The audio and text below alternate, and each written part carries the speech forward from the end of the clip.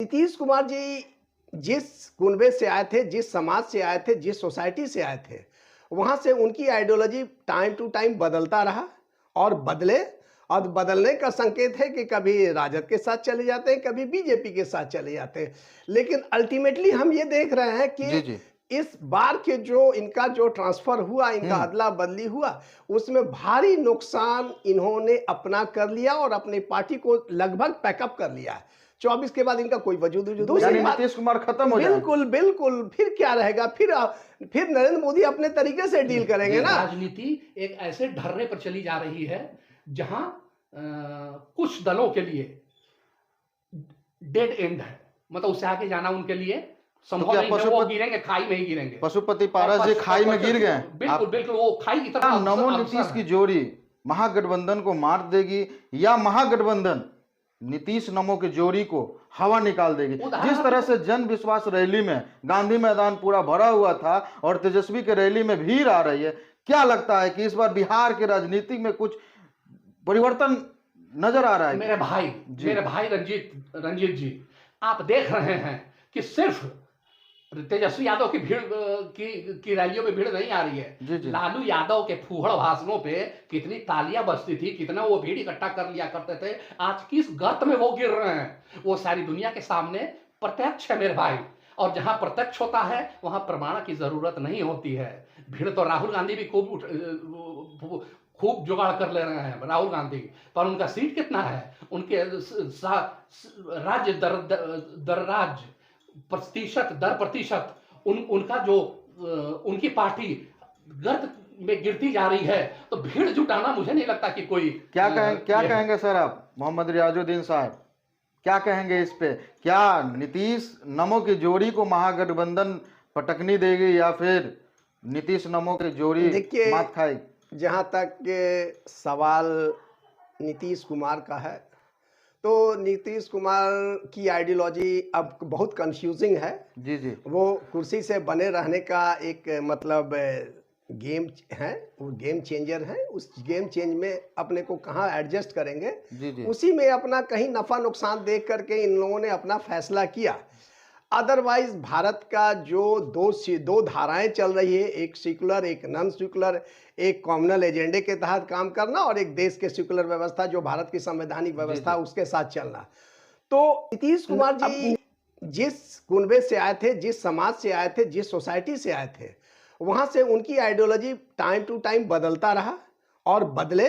और बदलने का संकेत है कि कभी राजद के साथ चले जाते हैं, कभी बीजेपी के साथ चले जाते हैं। लेकिन अल्टीमेटली हम ये देख रहे हैं कि इस बार के जो इनका जो ट्रांसफर हुआ, इनका अदला बदली हुआ, उसमें भारी नुकसान इन्होंने अपना कर लिया और अपनी पार्टी को लगभग पैकअप कर लिया है। 24 के बाद इनका कोई वजूद नहीं है। खाली एक आदमी जो 24 में जिसको डर सताए हुए कि हम बेरोजगार हो जाएंगे, उसको रोजगार मिल जाने दीजिए, फिर ये पैकअप हो जाएंगे। दूसरी बात, नीतीश कुमार खत्म हो जाएंगे। बिल्कुल बिल्कुल, फिर क्या रहेगा? फिर नरेंद्र मोदी अपने तरीके से डील करेंगे ना। अभी तक हम आपसे फ्रेंडली डील कर रहे हैं, जी जी। मैच फिक्स करके काम चला रहे हैं। फिर उसके बाद हम 24 के बाद अगर ये जो बेरोजगार होने वाली सरकार अगर कहीं रोजगार में आ गई तो अपने तरीके से स्टैंड करेगी, अपने तरीके से लड़ेगी। हाल में इन्होंने विधानसभा में महिलाओं के प्रति जो अभद्र टिप्पणी की, उससे पूरे देश की महिला शर्मसार हैं। प्रधानमंत्री भी इस पे भाषण दिए थे। प्रधानमंत्री ने भी कहा, लेकिन शर्म तब आती है कि हम आपसे आलोचना करते हैं, आपकी खिलाफत करते हैं, और जब हम आपके साथ आ जाते हैं तो दुनिया के बड़े मतलब नायक के रूप में हम आपके सामने दिखने लगते हैं। तो अपना होता है तो बहुत प्यारा, और दूसरों का होता तो सबसे नाकारा होता है। एक क्वेश्चन तो हाँ, क्या कहना चाह रहे हैं, बोलिए। मैं ये कहना चाह रहा हूँ कि रियाजुद्दीन साहब जो कह रहे हैं, जी जी, तो इन्होंने नीतीश कुमार के उस वक्त भर्त्सना नहीं की थी, न इनके चाहने वालों ने, न इनके पार्टी के लोगों ने, चाहे जिस भी विचारधारा को ये लेकर चलने वाले लोगों ने उनकी सिफारिश विरोध नहीं की थी, विरोध नहीं किया था। लेकिन अब जब वो प्रधानमंत्री के साथ चले गए हैं तो ये किसकी बात कर रहे हैं? दरअसल ये खुद की बात, न ये नरेंद्र मोदी की बात कर रहे हैं, न ये भाजपा की बात कर रहे हैं। दरअसल ये कह के ये खुद अपनी और अपनी विचारधारा की बात कर रहे हैं। मोदी जी वो चना है जिनको अब ये लोग चबा नहीं पाएंगे। सर, इस पे रोकना चाहेंगे। आपके गठबंधन में है केंद्रीय मंत्री पशुपति पारस, उनको आप लोग दरकिनार कर दिए, उनका राजनीतिक कैरियर को खत्म कर दिए, उनके समर्थन का ये आरोप है, इस पे आप क्या कहेंगे? फिर हम आते हैं रियाजुद्दीन साहब पे, क्या कहेंगे इस देखिए पे? रंजीत जी, जी हम लोग सिद्धांतों वाली पार्टी है, भाजपा हमेशा सिद्धांत पे चलती रही है। जी जी तो ये हमारे, देखिए मेरा ये राइट नहीं बनता है कि जो ऊपर के लोग हैं, हमारे जो सीनियर हैं, जी जी वो जब तक किसी बात को क्लियर नहीं कर दे तब तक मेरा कुछ बोलना सही नहीं है। उसके बावजूद मैं अगर आपको जवाब देना चाहूंगा तो मैं यही कहना चाहूंगा कि पिताजी जो थे, रामविलास पासवान थे, तो उन्होंने जो सिस्टम बना के गए थे इस दुनिया से, वो उनकी मृत्यु हुई जिन हालातों में, तो वैसे में अभी हमारे जो लीडर्स हैं, जो ऊपर के लीडर्स हैं, वो प्रधानमंत्री हो या राष्ट्रीय अध्यक्ष हो जी, जी। या गृह मंत्री हो, ये उन लोगों ने जो तय किया वो वैसा हो रहा है, और उस पर टिप्पणी करना मुझे नहीं लगता कि मेरे लिए वाजिब होगा। क्या कहेंगे रियाजुद्दीन साहब?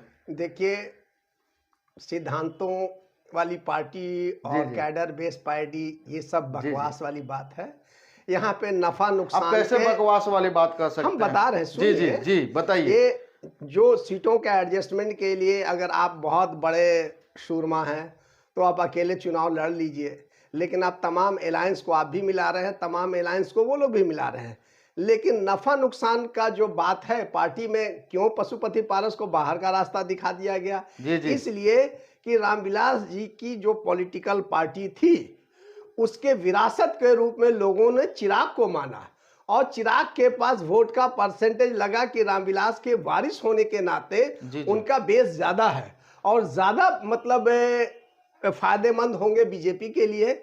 इसलिए बीजेपी ने अपने नफा नुकसान को देखते हुए मतलब कि रामविलास जी के बेटे के साथ जो है टकराना नहीं चाहा, जी, जी। उसको छोड़ना नहीं चाहा। उनसे लग रहा था कि हम पशुपति पारस को अगर देखें और इनको देखें तो इन दोनों में हमको ज्यादा बेनिफिटेबल हमारे साथ चिराग हो जाएंगे। जी, जी। तो इसलिए पशुपति पारस को साइड, और पॉलिटिक्स जो है ना, ये विचारों और सिद्धांतों वाली पॉलिटिक्स अब रही नहीं है।